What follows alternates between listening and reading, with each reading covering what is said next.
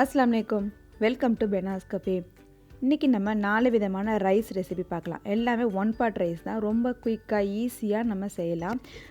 சில நாட்களில் என்ன சமைக்கிறதுனே தெரியாமல் பெண்களுக்கு ரொம்ப கஷ்டமான ஒரு சூழ்நிலை இருக்கும்போது நம்ம ஈஸியாக இதை செஞ்சு முடிச்சிடலாம். பிள்ளைங்களுக்கும் நம்ம கொஞ்சம் வெரைட்டியாக ஹெல்த்தியாக கொடுத்த மாதிரியும் இருக்கும். ஸோ ரொம்ப ஈஸியாக சூப்பராக டேஸ்டியான ஒன் பாட் ரைஸ் தான் இன்றைக்கி நம்ம பார்க்க போகிறோம். 4 விதமான ரைஸ் செஞ்சு காமிச்சிருக்கேன். வாங்க எப்படி செய்கிறதுன்னு பார்க்கலாம். ஃபஸ்ட்டு நம்ம செய்ய போகிறது புதினா ரைஸ். அதுக்கு நான் 1.5 கப் அளவு நார்மல் சாப்பாட்டு அரிசி, புழுங்கல் அரிசி இதுதான் எடுத்திருக்கேன். இது ஒரு அரை மணி நேரம் நல்லா கழுவிட்டு ஊற வச்சிட்றேன். அதுக்கடுத்து 1 கப், அதாவது 1 கைப்பிடி அளவு நல்லா ஃப்ரெஷ்ஷான புதினா எடுத்திருக்கேன். காரத்துக்கு பச்சை மிளகாய் மட்டும்தான் நம்ம சேர்க்க போகிறோம். அதனால் 3 பச்சை மிளகாய் எடுத்திருக்கேன். அது கூட 1.5 டேபிள் ஸ்பூன் அளவுக்கு நல்ல தயிர், கொஞ்சம் புளிக்காத தயிராக இருந்தால் நல்லாயிருக்கும். ஸோ இது மாதிரி எடுத்துகிட்டு இதை நல்லா மிக்சியில் போட்டு நல்லா பேஸ்ட்டாக அரைச்சி எடுத்துக்கிறேன். இப்போ இதுக்கு தாளிப்பு கொடுத்துடலாம். ஒரு குக்கரில் நம்ம எல்லாமே செய்ய போகிறோம். ஸோ குக்கர் எடுத்து வச்சுட்டு அதில் கொஞ்சமாக எண்ணெய் சேர்த்துட்டு 2 பட்டை, 2 ஏலக்காய், 1 கிராம்பு பொரிஞ்சு வந்ததுக்கப்புறம் கொஞ்சமாக முந்திரி பருப்பு சேர்த்துக்கிறேன். எனக்கு நான் ரோஸ்டட் முந்திரி பருப்பு தான் சேர்க்குறேன். அதனால் உடனே நான் வறுத்துட்டு வெங்காயம் சேர்த்துக்கிறேன். நீங்கள் நார்மல் முந்திரி பருப்பு சேர்க்குறீங்கன்னா கொஞ்சம் பொன்னிறமாக வறுக்கிற அளவுக்கு பார்த்துக்கோங்க. அதுக்கடுத்து 1 பெரிய வெங்காயம் நல்லா ஸ்லைஸாக கட் பண்ணிவிட்டு அதையும் சேர்த்துட்டு நல்லா வதங்கணும். அதாவது ரொம்ப ப்ரௌனாக வதங்கணும் அவசியம் இல்லை, கொஞ்சம் கண்ணாடி பத அளவுக்கு வதங்கினா போதும். அதுக்கப்புறம் 1 டேபிள் ஸ்பூன் அளவுக்கு இஞ்சி பூண்டு சேர்த்துக்கிறேன். இஞ்சி பூண்டு சேர்த்து நல்லா வதங்கி வந்ததுக்கப்புறம் நம்ம அரைச்சி வச்சுருக்க இந்த புதினா பேஸ்ட்டை சேர்த்துடலாம். சேர்த்துட்டு நல்லா கலந்து விட்டுருங்க. நல்லா கலந்து விட்டுட்டு இந்த கலர் நல்லா சேஞ்ச் ஆகி வரும். இந்த மாதிரி நல்லா கலர் சேஞ்ச் ஆகி அதுக்கப்புறம் கொஞ்சம் தண்ணி வற்றின மாதிரி வரணும். அந்த அளவுக்கு ஒரு 5 நிமிஷம் நல்லா சிம்லேயே வச்சு வதக்கி விட்டுருங்க. இதுக்கப்புறம் நம்ம ஊற வச்சுருந்த அரிசியை தண்ணியை வடிச்சிட்டு இதில் சேர்த்துக்கலாம். அரிசியை சேர்த்துட்டு நம்ம நல்லா ஒரு தடவை கலந்து விட்டுறணும். ஒரு நிமிஷம் கலந்தால் போதும். ரொம்ப நேரம் கலந்துட்டோம் அப்படின்னாலும் அரிசி உங்களுக்கு உடஞ்சிரும். ஸோ 1 நிமிஷம் மட்டும், இல்லை ஒரு 30 செகண்ட் மட்டும் நல்லா நீங்கள் கலந்து விட்டுட்டு அதுக்கப்புறம் நம்ம அளவு தண்ணி சேர்த்துடலாம். நம்ம நார்மல் புழுங்கல் அரிசி எடுத்துருக்கிறதுனால 1க்கு 2ங்கிற அளவுக்கு தண்ணி சேர்க்கணும். நான் மிக்ஸி ஜார்லேயே கொஞ்சம் தண்ணி சேர்த்து நல்லா அலசி விட்டு 2 கப் அளவுக்கு அதாவது 1க்கு 2ங்கிற அளவுக்கு நான் தண்ணி சேர்த்துருக்கேன். அதாவது நான் 1.5 கப் அரிசி எடுத்திருக்கேன். 3 கப் அளவு தண்ணி சேர்த்து அதுக்கு தேவையான அளவு உப்பு சேர்த்து கொஞ்சமாக மல்லி இலை சேர்த்து நல்லா கலந்து விட்டுறேன். கலந்து விட்டுட்டு நல்லா கொதி வர ஆரம்பிக்கும் போது நம்ம குக்கரை மூடிட்டு இதை மீடியம் ஃப்ளேமில் ஒரு 2 விசில் வச்சா போதும், கரெக்டாக இருக்கும். நம்ம புழுங்கல் அரிசி சேர்த்துருக்கிறதுனால இதுக்கு நம்ம 2 விசில் தான் வைக்கணும். ஸோ மீடியம் ஃப்ளேம்லேயே வச்சுக்கோங்க.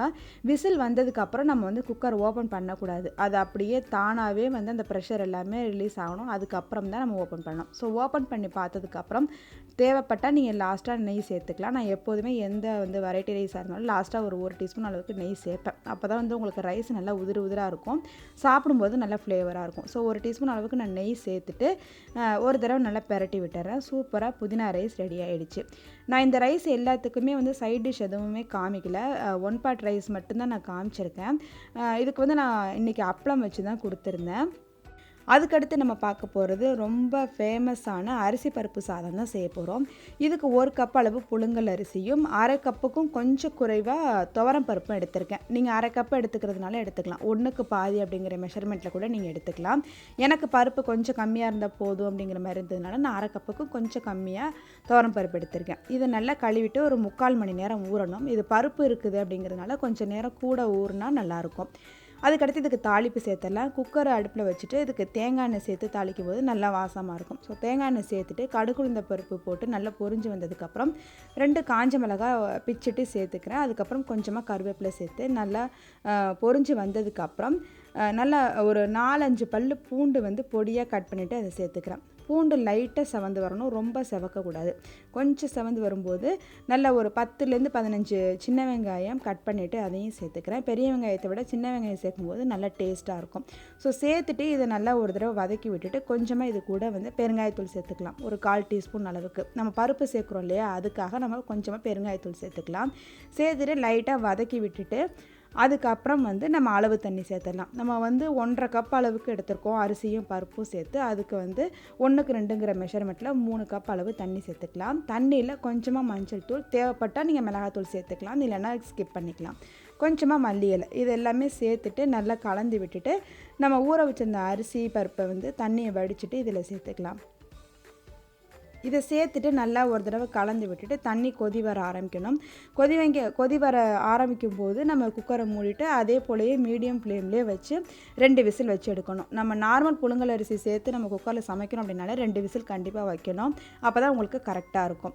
அதே மாதிரி அளவு தண்ணியும் வந்து நீங்கள் 1க்கு 2ங்கிற அளவுக்கு தான் தண்ணியும் ஊற்றணும். ஸோ அதுக்கப்புறம் இதை வந்து ஃபுல்லாக ப்ரெஷர்லாம் ரிலீஸ் ஆனதுக்கப்புறம் கொஞ்சமாக நெய் சேர்த்துட்டு இந்த ரைஸை வந்து நான் மிக்ஸ் பண்ணி விட்டுக்கிறேன். அப்போ வந்து உங்களுக்கு கரெக்டாக இருக்கும்.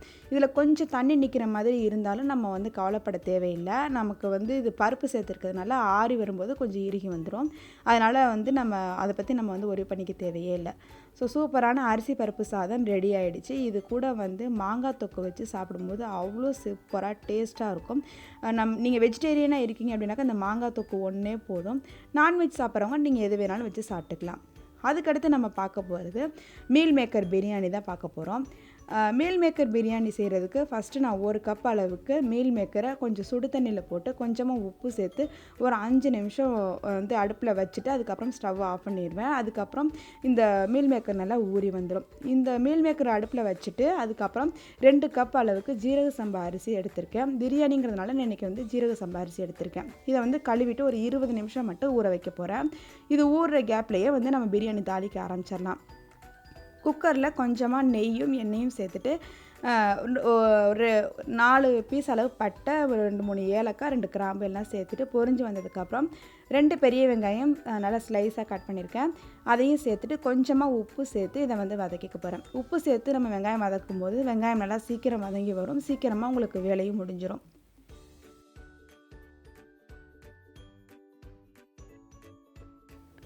இப்போ வெங்காயம் வந்து பாதி அளவாக நல்லா வதங்கி வந்துருச்சு. கொஞ்சம் எண்ணெயெல்லாம் பிரிஞ்சு வர ஆரம்பிச்சிருக்கு. இந்த டைமில் இதுக்கு தேவையான பச்சை மிளகாய், 1 கைப்பிடி அளவு புதினா இலை, 1 கைப்பிடி அளவு மல்லி இலை, இது எல்லாமே சேர்த்துட்டு இது கூட 2 பழுத்த தக்காளி சேர்த்துக்கிறேன். அதையும் சேர்த்துட்டு இதை வந்து கொஞ்சம் லைட்டாக வதக்கி விட்டுடலாம். தக்காளி சேர்த்ததுக்கப்புறம் ரொம்ப வந்து குழைய வேகணும் அப்படிங்கிற அவசியம் இல்லை. லைட்டாக வெந்தால் போதும். ஒரு நிமிஷம் மட்டும் இதை வதக்கி விட்டுட்டு அதுக்கப்புறம் இதை மூடி வச்சு தக்காளி பழத்தை கொஞ்சம் வேக வச்சுக்கலாம். நம்ம பிரியாணி எதுவும் செய்யணும் அப்படின்னா தக்காளி வந்து குழைய வேகக்கூடாது. ஒரு அரை வேக்காடு வெந்தாலே உங்களுக்கு கரெக்டாக இருக்கும்.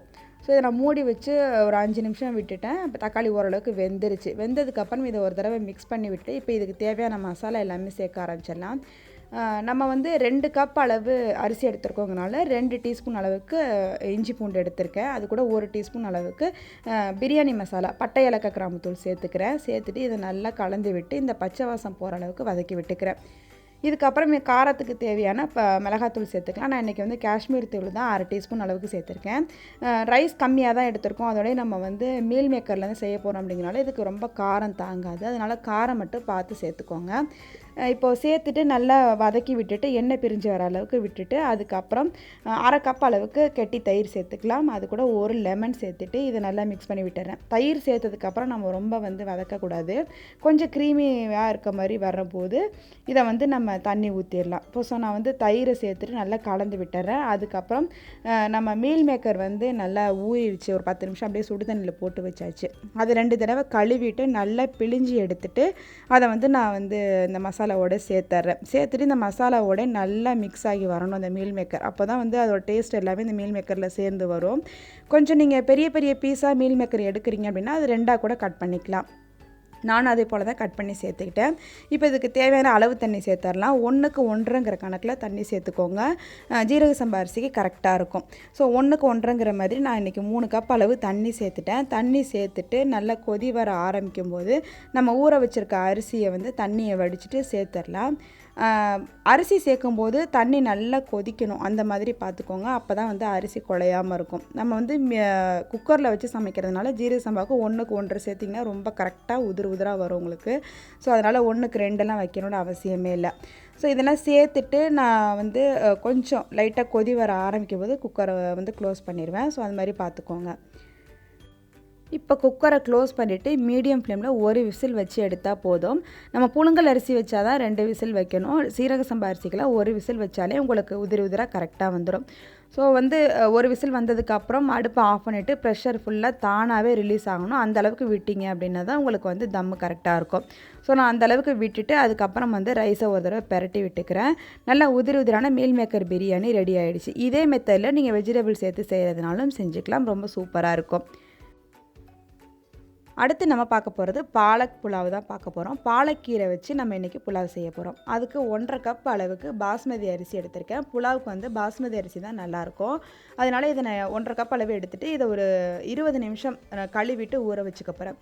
அதுக்கடுத்து ஒரு பெரிய வெங்காயம், 2 பச்சை மிளகாய், ஒரு கட்டு பாலக்கீரை, 1/2 cup sweet corn, 1/2 cup carrot எல்லாமே கட் பண்ணி வச்சுருக்கேன்.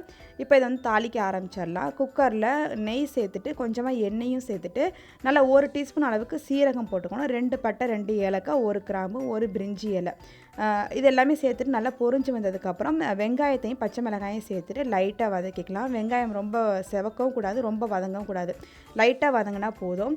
இப்போ வந்து இதுக்கு 1 டீஸ்பூன் அளவு, 1 டேபிள் ஸ்பூன் அளவுக்கு நான் வந்து இஞ்சி பூண்டு சேர்த்துக்கிறேன். பாலக்கீரை அப்படிங்கிறதுனால உங்களுக்கு கீரை தான் சேர்க்குறோம் அப்படிங்கிறனால உங்களுக்கு ரொம்ப இஞ்சி பூண்டெல்லாம் தாங்காது. அதனால் 1 டேபிள் ஸ்பூன் சேர்த்தாலே கரெக்டாக இருக்கும். இதை சேர்த்துட்டு நல்லா எண்ணெய் பிரிஞ்சு வர அளவுக்கு வதக்கி விட்டுட்டு கீரையை நல்லா வந்து பொடியாக கட் பண்ணி வச்சுருக்கேன், அதை வந்து சேர்த்துக்கிறேன். அதை ஃபஸ்ட்டு சேர்த்துட்டு கொஞ்சம் லைட்டாக சுருங்கி உள்ளே போனதுக்கப்புறம் நம்ம வெஜிடபிள்ஸை சேர்க்கலாம். கீரை சேர்த்துட்டு நம்ம ரொம்ப நேரம்லாம் வதக்கணும்னு அவசியம் இல்லை. உடனடியாக நம்ம அடுத்தடுத்த காய்கறியெல்லாம் சேர்க்க ஆரம்பிச்சிடலாம். இப்போ ஓரளவுக்கு கீரை எல்லாம் நல்லா சுருங்கி உள்ளே போயிடுச்சு. இப்போ அதுக்கு அடுத்து நம்ம கேரட்டையும் ஸ்வீட் கார்னையும் சேர்த்துக்கலாம். இது சேர்க்கும்போது ரைஸே உங்களுக்கு கலர்ஃபுல்லாக அவ்வளோ சூப்பராக இருக்கும். பிள்ளைங்களுக்கு சாப்பிட ரொம்ப டெம்டிங்காக இருக்கும். ஸோ இந்த மாதிரி ஒரு தடவை பிள்ளைங்களுக்கு செஞ்சு கொடுங்க. அவங்க கீரை வந்து சாப்பிடவே மாட்டேங்கிறாங்க அப்படின்னாக்கா நம்ம இந்த மாதிரி ஏதாவது ஏமாற்றி நம்ம செஞ்சு கொடுத்துடலாம். இதை லைட்டாக வதக்கி விட்டுட்டு இது கூட 1/4 டீஸ்பூன் ரொம்ப கம்மியாக கரம் மசாலா தூள் சேர்த்துட்டு லைட்டாக வதக்கி விட்டுட்டு இது கூட வந்து தேங்காய் பால் சேர்த்துக்கிறேன். நான் 1.5 கப் அளவு அரிசி எடுத்துக்கிறனால தண்ணியும் தேங்காய் பாலும் சேர்த்து 1க்கு 1.5ங்கிற கணக்கில் 2.25 கப்பு வந்து நான் சேர்த்துருக்கேன். சேர்த்துட்டு இதுக்கு தேவையான உப்பு சேர்த்துட்டு லைட்டாக கொதிக்க ஆரம்பிக்கும் போது ஊற வச்சுருந்த அரிசியை தண்ணியை வடிச்சிட்டு சேர்த்துக்கலாம். அரிசி வந்து 20 நிமிஷத்துக்கு மேலே ஊற விட வேண்டாம். 20 நிமிஷம் ஆயிடுச்சுன்னா லைட்டாக நீங்கள் தண்ணியை வடிச்சிட்டு டக்குன்னு அடுத்து நீங்கள் சேர்க்க ஆரம்பிச்சிடலாம். சேர்த்துட்டு லைட்டாக கொதி வர ஆரம்பிக்கும் போது குக்கரை மூடிட்டு மீடியம் ஃப்ளேமில் ஒரு விசில் கரெக்டாக 5 நிமிஷம் வச்சிங்கனாலே கரெக்டாக இருக்கும். விசில் வருதோ வரலையோ 5 நிமிஷம் வச்சு முடிச்சிருங்க. நான் வந்து ஒரு விசில் வச்சுட்டு அப்படியே ஸ்டவ் ஆஃப் பண்ணிடுறேன். ஸ்டவ் ஆஃப் பண்ணிவிட்டு நல்ல ப்ரெஷர் வந்து தானாக ரிலீஸ் ஆகிற அளவுக்கு விட்டுட்டு அதுக்கப்புறம் நம்ம ஓப்பன் பண்ணி பார்த்தா ரொம்ப உதிராக சூப்பரான உங்களுக்கு புலாவ் ரெடி ஆகிடும். புலாவுக்கு வந்து பாஸ்மதி அரிசி தான் ரொம்ப ஆப்டாக இருக்கும். ஸோ அதனால் இந்த ரைஸை வச்சு நீங்கள் செஞ்சு பாருங்கள், ரொம்ப சூப்பராக இருக்கும். இது கூட வந்து நீங்கள் தம் ஆலு இல்லை வந்து பட்டர் பன்னீர் மசாலா இந்த மாதிரி வச்சு கூட சாப்பிடும்போது அவ்வளோ டேஸ்ட்டாக இருக்கும். உங்களுக்கு வந்து நான் ஆல்ரெடி தம் ஆலு மசாலா எல்லாமே வந்து உங்களுக்கு நான் சேனலில் போட்டுக்க, வேணால் செக் பண்ணி பார்த்துக்கோங்க. ரொம்ப சூப்பராக உதிரான பாலக் புலாவ் ரெடி ஆகிடுச்சு. அல்ஹம்துலில்லாஹ் இந்த ஒரு வீடியோலேயே உங்களுக்கு 4 விதமான ரெசிபி வந்து நான் உங்களுக்கு காமிச்சிருக்கேன். ஸோ இதெல்லாமே ட்ரை பண்ணி பாருங்கள். இது உங்களுக்கு இன்ட்ரெஸ்டிங்காகவே இருந்திருக்கும் அப்படின்னு நான் நம்புகிறேன். ஸோ இந்த ரெசிபிஸ் எல்லாமே ட்ரை பண்ணி பார்த்துட்டு எப்படி இருந்துச்சுன்னு உங்களோட கமெண்ட் பாக்ஸில் சொல்லுங்கள். நம்ம வீடியோ பிடிச்சிருந்துச்சுன்னா லைக் பண்ணி, ஷேர் பண்ணி, சப்ஸ்கிரைப் பண்ணிக்கோங்க. தேங்க்யூ.